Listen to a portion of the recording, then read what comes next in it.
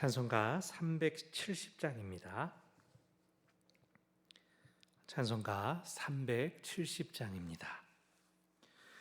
주 안에 있는 나에게 단 근심이 있으랴. 십자가 밑에 나아가 내 짐을 풀었네. 주님을 찬송하면서 할렐루야 할렐루야. 내 앞길 멀고 험해도 나 주님만 따라가리. 그 두려움이 변하여 내 기도 되었고, 전날의 한숨 변하여 내 노래 되었네. 주님을 찬송하면서 할렐루야 할렐루야. 내 앞길 멀고 험해도 나 주님만 따라가리.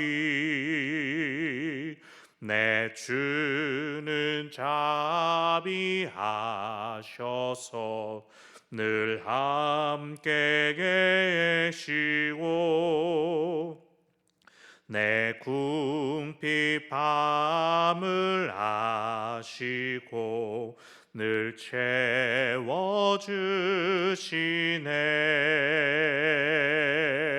주님을 찬송하면서 할렐루야 할렐루야. 내 앞길 멀고 험해도 나 주님만 따라가리. 내 주와 맺은 언약은 영불변하시니, 그 나라 가기까지는 늘 보아시네.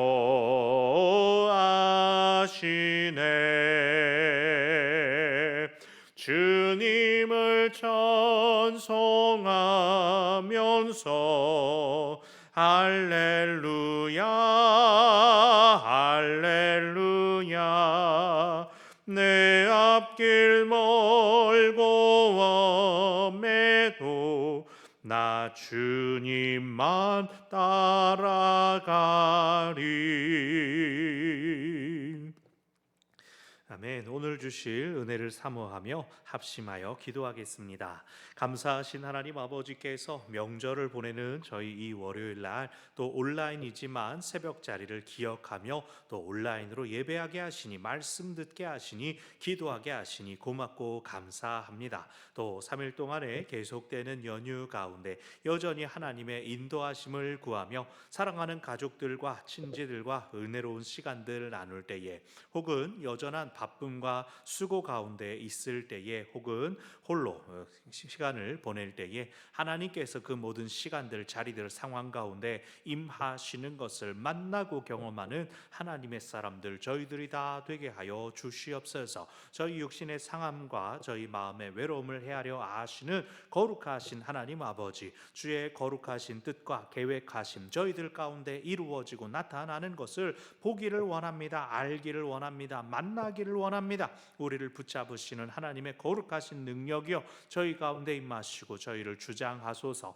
하나님께서 기뻐하시는 선하고 옳은 바른 일들 오늘 저희들 가운데 이루어 주시고 저희를 주의 형통의 길로 인도하여 주심, 돌보아 주심, 사용하여 주심, 참으로 만나고 경험하는 하나님의 사람들 저희들이 다 되게 하여 주시옵소서. 오늘 말씀 통하여 주신 은혜들 기억하며 오늘 사랑하는 가족들을 섬겨 나가며 또한 휴일을 보내갈 때에 하나님께서 우리와 함께 하시며 참으로 우리에게 풍성함을 주시는 주님을 만나고 경험하며 사모하며 기대하는 은혜의 역사들 저희들 가운데 있게 하여 주시옵소서. 우리 각 처소에서 하나님 바라보며 예배할 때에 우리의 마음을 헤아려 하시는 하나님께서 우리의 기도를 들으시며 응답하심과 우리를 선하고 온전한 길, 의로운 길로 인도하시는 그 은혜가 오늘 간구하는 종들 가운데 예배하며 주님을 찾는 저희들 가운데 임하는 것을 모두가 만나고 경험하게 하여 주시옵소서. 고마우신 하나님 아버지, 하나님께서 저희들에게 허락하신 귀한 명절을 보내는 가운데에도 저희가 온라인으로 이렇게 또 기도의 자리, 각자의 자리에서 마음 모아 하나님께 올려드리게 하시니 고맙고 감사합니다. 명절 연휴를 보내는 가운데 하나님께서 변함없는 은혜와 능력으로 저희를 주장하시고 인도하여 주시옵소서. 하나님의 선하시고 기뻐하시고 온전하신 뜻 여전히 우리 가운데 이루어지는 것을 만나고 경험하는 하나님의 사람들 저희들 다 되게 하여 주사.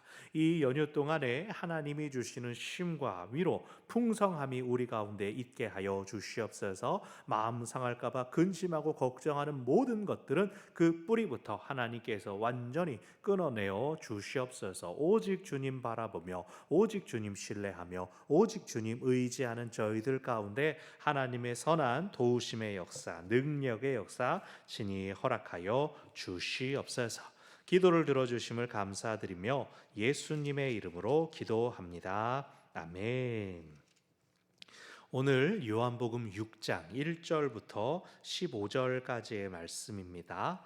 요한복음 6장 1절부터 15절까지의 말씀을 함께 읽겠습니다. 그 후에 예수께서 디비랴의 갈릴리 바다 건너편으로 가심에 큰 무리가 따르니 이는 병자들에게 행하시는 표적을 보았음이로라.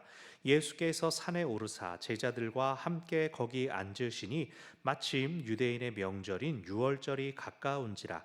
예수께서 눈을 들어 큰 무리가 자기에게로 오는 것을 보시고 빌립에게 이르시되 우리가 어디서 떡을 사서 이 사람들을 먹이겠느냐 하시니 이렇게 말씀하심은 친히 어떻게 하실지를 아시고 빌립을 시험하고자 하심이라. 빌립이 대답하되 각 사람으로 조금씩 받게 할지라도 200데나리온의 떡이 부족하리이다. 제자 중 하나 곧 시몬 베드로의 형제 안드레가 예수께 여짜오되 여기 한 아이가 있어 보리떡 5개와 물고기 2마리를 가지고 있나이다. 그러나 그것이 이 많은 사람에게 얼마나 되겠사옵나이까. 예수께서 이르시되 이 사람들로 앉게 하라 하시니 그곳에 잔디가 많은지라 사람들이 앉으니 수가 5,000명쯤 되더라. 예수께서 떡을 가져 축사하신 후에 앉아있는 자들에게 나눠주시고 물고기도 그렇게 그들의 원대로 주시니라. 그들이 배부른 후에 예수께서 제자들에게 이르시되 남은 조각을 거두고 버리는 것이 없게 하라 하심으로 이에 거두니 보리떡 5개로 먹고 남은 조각이 12바구니에 찼더라. 그 사람들이 예수께서 행하신 이 표적을 보고 말하되 이는 참으로 세상에 오실 그 선지자라 하더라. 그러므로 예수께서 그들이 와서 자기를 억지로 붙들어 임금으로 삼으려는 줄 아시고 다시 혼자 산으로 떠나 가시니라. 아멘.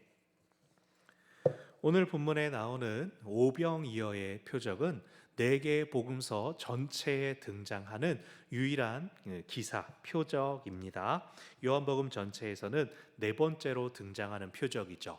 그런데 요한복음은 역시 공관복음서와는 차이점을 보입니다. 공관복음서에서는 이것이 오병이어 사건 하나만 단편적으로 등장하는 것에 비해서 요한복음에서는 여기 이 오병이어의 표적, 그냥 기적이라고 안 하고 표적이라고 하죠. 이 표적을 드러내신 목적을 메시지를 담아서 거의 6장 전체 71절을 할애하여서 이 오병이어의 표적으로부터 해서 많은 사람들을 배불리는 것은 예수님께서 일으킨 권능에 의해서만이 아니라 예수님 당신이 생명의 떡이 되신다. 내가 너희들에게 생명의 공급자가 될 것이다. 내 살을 먹고 마셔라 라는, 아직 성만찬에 나오는 그 정도까지는 아니지만 어쨌든 내가 생명의 떡이다 라고 하는 말씀까지 오늘 이 오병이어 표적을 통하여서 쭉 이어가는 것, 우리가 명절 연휴 다 묵상하고 금요일까지 이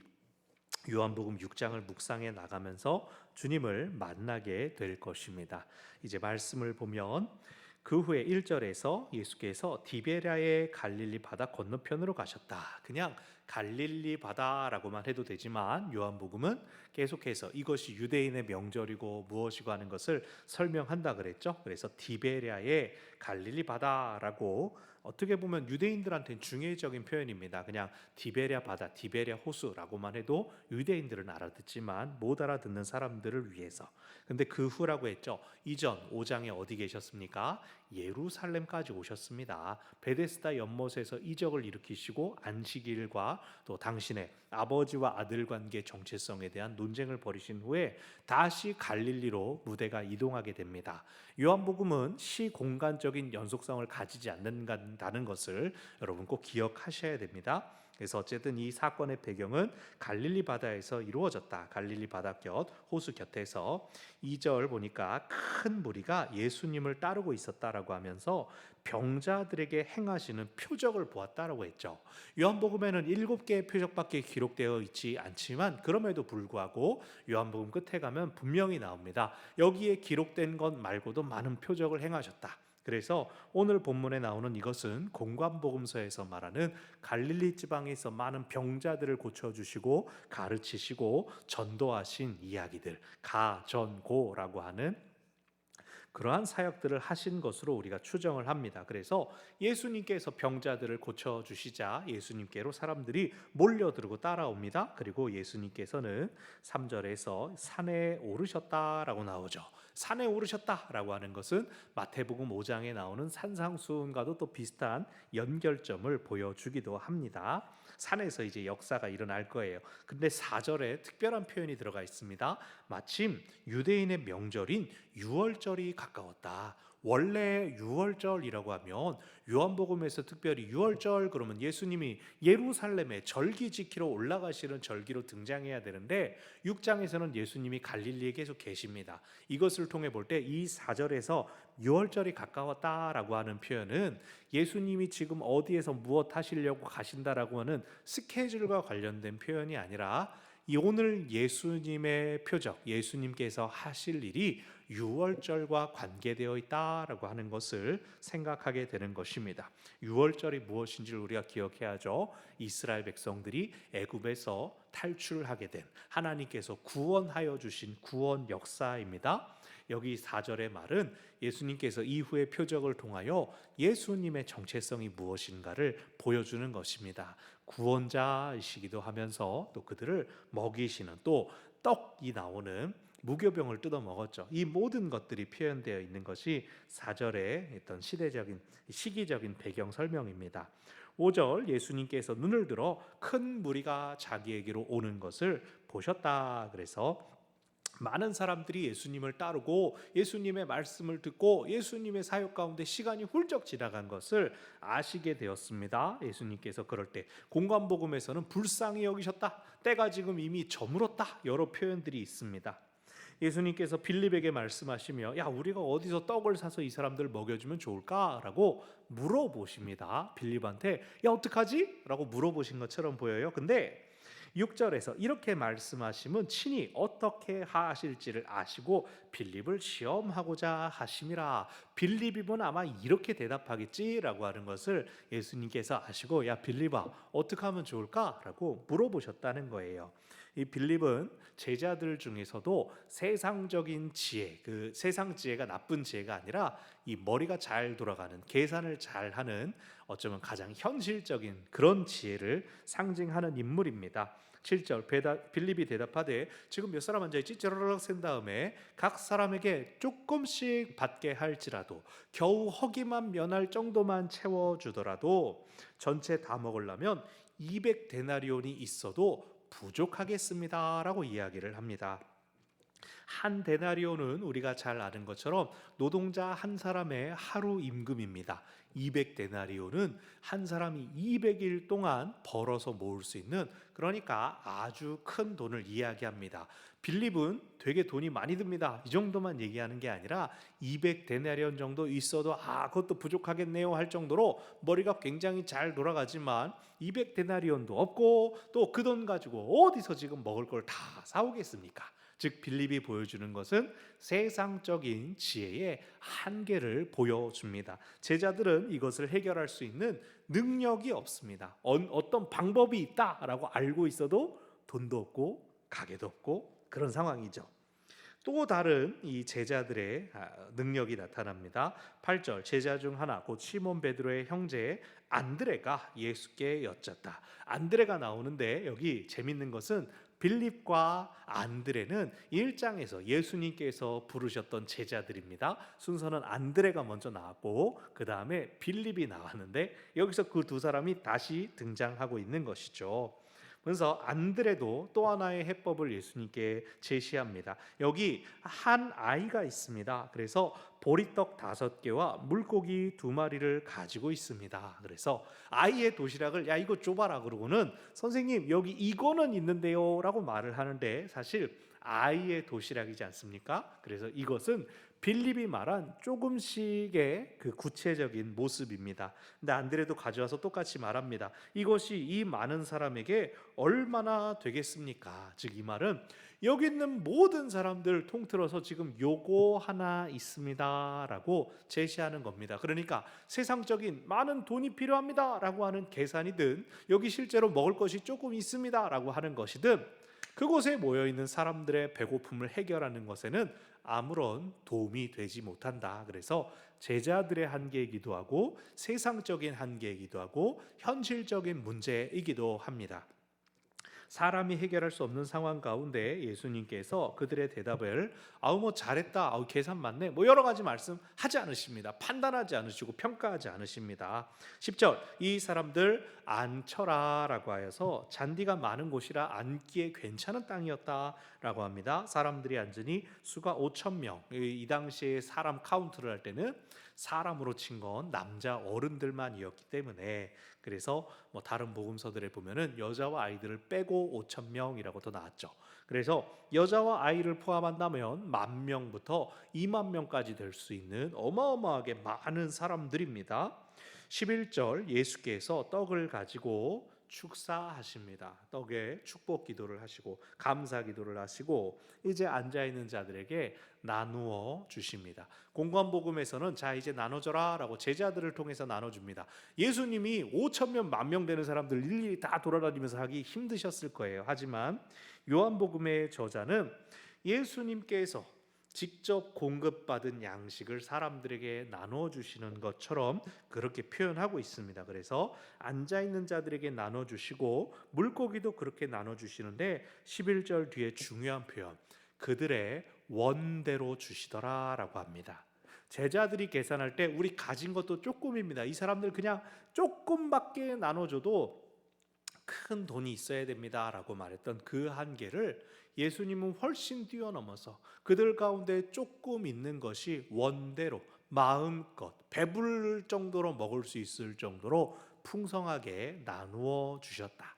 한 사람 한 어린이 도시락이 5병이었으면 어른은 무조건 기본적으로 2배 이상 먹었다 치면은 10병 4호쯤 한 사람이 먹고 또 저 더 주세요 그러면서 더 받아 먹는 사람도 있었을 것이다. 그래서 이들은 이 떡을 떼서 먹었기 때문에 배부른 후에 12절 배부른 후에 허기만 겨우 면하고 죽지 않은 다음에가 아니라 배부른 후에 예수님께서 배부름을 주신 다음에 남은 조각 떼서 먹고 남은 조각들을 거두어서 버리는 것이 없게 하라 하심으로 13절 거두니 5개로 먹고 남은 조각이 12바구니에 찼더라. 12바구니가 12제자를 상징한다, 12지파를 상징한다, 여러 해석이 있는데 그냥 12라는 수가 완전수입니다. 하나님께서는 예수님을 통하여 사람들을 배불리 먹여주셨을 뿐만 아니라 또 남은 것까지도 충만하게 되었다. 완전한 충만함을 보여주는 숫자가 12바구니입니다. 14절 배부른 이 사람들이 예수님께서 행하신 이 표적을 말하기를 이분이 참으로 세상에 오실 그 선지자시구나. 요한복음 안에서 예수님이 여러 번 선지자로 고백이 되셨죠. 4장에서 수가성 여인도 예수님을 보고 당신이 선지자군요 라고 했습니다. 여기서 말하는 세상에 오실 선지자라고 하는 것은 대표적으로는 신명기 18장에서 모세가 너희 중에 나와 같은 선지자 한 사람을 하나님이 세워주실 것이다 라고 했는데 이제 그 말씀을 기억했다는 겁니다. 그런데 여러분 여기에 4절에 유월절이었다라는 배경 설명이 있었죠. 유월절과 관련된 건 누굽니까? 모세였죠. 그럼 이 사람들이 뭘 기대했을까요? 지금 유월절이 다가오는데 이 유월절에 엄청난 일이 일어나려나 보다. 우리가 하늘로 내려부터 온 양식을 받아 먹었던 이스라엘 사람들처럼 예수님의 손에 의해 내려온 저 떡을 받아 먹지 않았느냐? 저 예수님이 또 다른 모세가 될 것이다 라고 생각하여서 15절 예수께서 그들이 와서 자기를 억지로 붙들어 임금으로 삼으려고 하는 줄 아셨다. 사람들 마음 가운데 당신이 우리의 모세가 되어 주십시오. 출애굽 여기서 뭡니까? 출로마를 시켜 주십시오. 저 로마를 무찌르고 이겨서 우리에게 자유와 해방을 주십시오. 당신이 이렇게 먹을 것을 채워주면 우리가 얼마든지 싸울 수 있지 않습니까? 라고 하는 제자들이 가지고 있었던 양식에 대한 지식의 한계, 지혜의 한계가 이 사람들에게도 나타나는 것이죠. 예수님 그저 배불리 먹이고 놀라운 일 껌뻑 죽게 만들어가지고 사람들의 기준에 맞는 일을 하시는 게 아닌데 예수님의 사역을 아직 다 이해하지 못한 사람들을 예수님이 보신 것입니다. 그랬을 때에 예수님은 15절 끝에 다시 혼자 산으로 떠나가시니라. 사람들이 모세와 같기를 예수님께 바라셨을 때 예수님은 모세처럼 되셨습니다. 그런데 모세처럼 엑소더스 한 것이 아니라 모세가 하나님의 임재, 신의 산, 그 암흑 속으로 들어간 것처럼 예수님도 홀로 하나님 아버지와 대화하는 시간을 위하여 군중을 떠나 홀로 산으로 들어가셨다. 15절은 그렇게 마무리가 됩니다. 그래서 정말로 하나님께서 원하시는 모습이 어떤 것인가 라고 하는 도전을 우리에게 주는 것이죠. 자, 오늘 본문을 통하여 2가지를 기억하시기를 바랍니다. 첫 번째는 우리의 한계를 직면하시기를 바랍니다. 오늘 예수님께서 빌립과 안드레에게 우리 어떻게 하면 좋겠니? 우리 뭘 가지고 있니? 라고 확인하신 것은 제자들이 그들로 하여금 자기가 가진 것의 한계를 확인하게끔 하시는 것이었습니다. 가진 것 조금밖에 없습니다. 그 조금을 다 나눠줄래도 돈이 많이 있어야 되는데 돈도 없습니다. 가진 것은 없고 이상은 이만큼 있는 그러한 제자들의 한계 속에서 소유의 한계, 지식의 한계가 그들 가운데 현실적인 문제 상황이었습니다. 그런데 사실은 그 한계를 보았기 때문에 예수님께서 오병이어로 많은 사람들을 배불리 먹여주신 일이 기적이 될 수가 있습니다. 표적이 될 수가 있게 되었습니다. 참으로 하나님께서 보내신 사람이구나 라고 하는 것을 고백하게끔 된 것이죠. 그래서 여러분 하나님 앞에 겸손하게 하나님 나한테는 이것이 없습니다, 나에게 이것이 없습니다 라고 하는 것을 인정할 수 있어야 됩니다. 여러분 우리가 하나님 내가 건강을 잃었습니다, 병이 들었습니다, 나를 고쳐주십시오. 하나님 내가 돈이 없습니다, 무엇을 할 수가 없습니다. 그리고 하나님 앞에 나와 기도할 때 우리는 발견하게 됩니다. 참으로 내게 무엇이 있어야 하는 것인가. 그죠? 병 한번 잘 낫고 회복하는 것이 나에게 정말로 필요했던 것인가? 아닐걸요. 왜냐하면 병 나아서 나오면 또 다른 기도 제목 가지고 있단 말이죠. 하나님 내가 돈이 없습니다. 나를 채워주십시오라고 해서 막 집이 생기고 복권 당첨되면 기도 끝나요?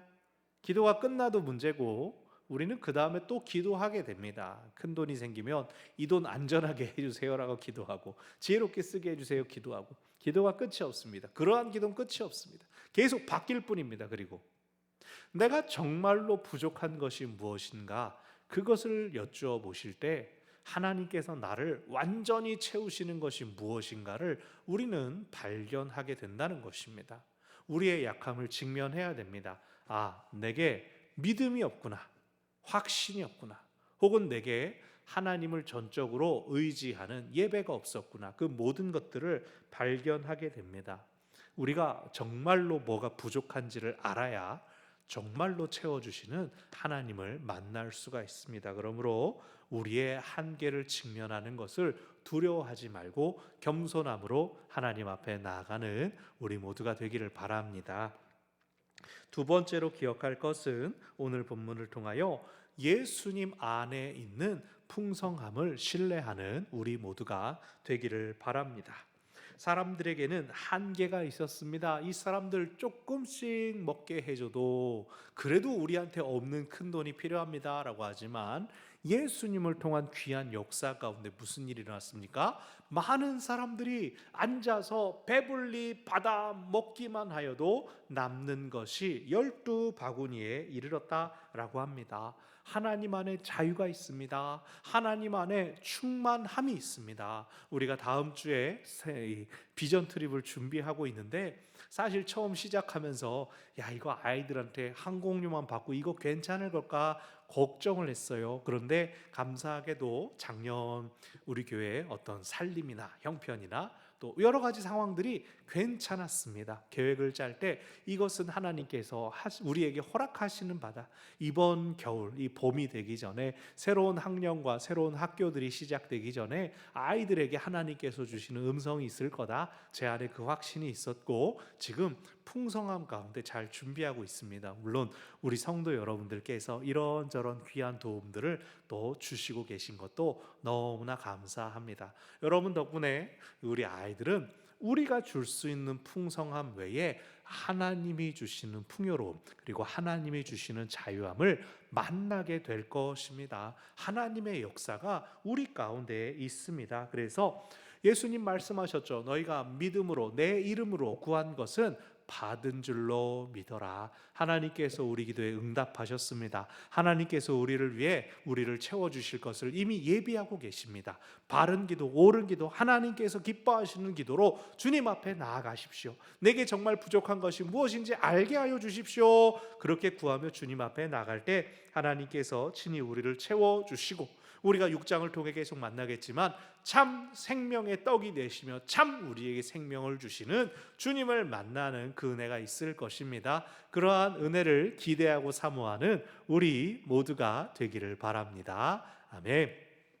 주신 말씀을 기억하며 여러분 각자 계신 자리에서 기도 마음껏 하시고 또 음악이 끝나더라도 더 기도하시기를 바랍니다.